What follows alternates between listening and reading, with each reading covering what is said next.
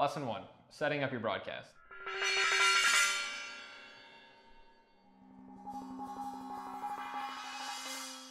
A lot of people like to start their stream off as cheap as they possibly can. Well, I don't think it's intelligent to completely stop what you're doing, stop school, stop your job, part-time, full-time, and just go into streaming. That's not very smart because you will not be partnered right away.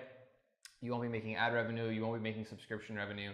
And when you're a very new streamer, accepting donations right away can also seem kind of like greedy, if you will. You're streaming essentially when you start to kind of build the following and just do it out of enjoyment, right? If you don't enjoy streaming, you're not gonna be a good streamer. That's pretty much rule number one. But what I always tell people, you know, what I've told my brother, what I've told my girlfriend, what I tell everyone is to invest into your stream at the start, right? So you want to make sure you have the best equipment. It doesn't have to be the best of the best, but from my personal experience, I started out with, I was that person. I wanted to save money. I went with the least expensive webcam, with the least expensive microphone, and the least expensive capture card, and the least expensive like computer, and all of these things. Essentially, like I just had to upgrade at some point, right? It got to a point where people weren't, you know, happy with the quality, and you know, every single viewer counts. You will lose viewers because they don't like the clarity of your webcam. Do you even want to stream with a webcam? If your microphone is choppy or if it sounds horrible, like that could also drive one viewer away. And you build your following one viewer at a time.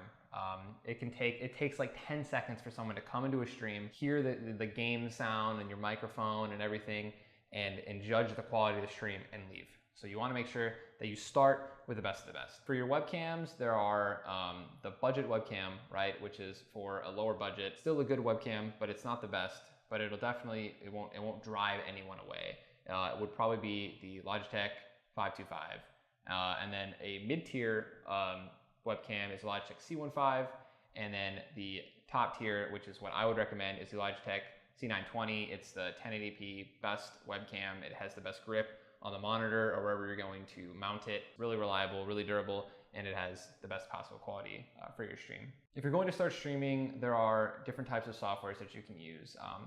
The one that I currently use, which is the one I recommend, it's free, and they just released a new platform / version of it called OBS Studio.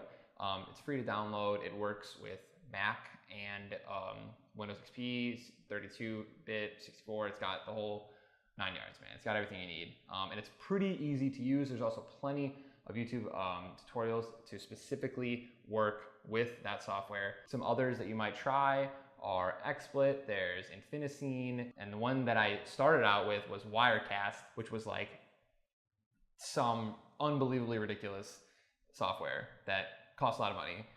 And I don't recommend that because I don't even think people use that anymore. My top 3 streaming software programs that I recommend highly for you guys who want to start streaming in this order are OBS, XSplit, and then Infiniscene. One of the first decisions you have to make when you start streaming is what website / platform are you going to be streaming on. There are multiple websites that you can start off on, and I think it's very important that you choose the right one. I'm personally going to recommend Twitch because I believe that is the best place for people to get their start. There are millions of users that log in every single day, and that's millions of people that could potentially go to your channel. Other recommendations in this order are YouTube, MLG.TV, and then Azubu. And there are hundreds of other streaming websites if you want to do your own research and start there. I know you might be thinking like you might want to go to a newer streaming website because, you know, there won't be as many people streaming there, but that also means that there won't be, you know, a community there to actually watch you. And some of the tips that I will also give you guys further in this video along the way will help you get your feet off the ground on Twitch.tv despite it being very saturated. If you're going to be starting up your stream, the next important thing that you need, besides a good webcam, is going to be your microphone. Now, this is very important because when I started streaming 5 years ago, I was using my headset microphone, which sounded absolutely horrible. I have videos on the internet, on YouTube, and on Twitter that have like little clips of my very first streams, and sound quality was terrible, and on top of the video quality and the webcam quality, all of them were trash. I have no idea how. I mean, I'm pretty sure there wasn't even like top tier like webcams and microphones at that time for streaming, but you know, I pretty much had to deal with it. But now there are very good microphones out there for you guys. There are 2 styles. One requires a boom arm, which you just attach to your table, and then it sits right in front of you. And the other ones are standing mics. There are 3 microphones that I recommend for streamers. If you're looking for a very cost-effective mic, I recommend the Blue Snowball. If you were looking for a much higher-end microphone, you can go with the Blue Yeti, which is also a very, very good quality microphone. And then I use the Razer Siren. It is, I believe, the most expensive of the 3. And it is very big, but it gets the job done and it works very well.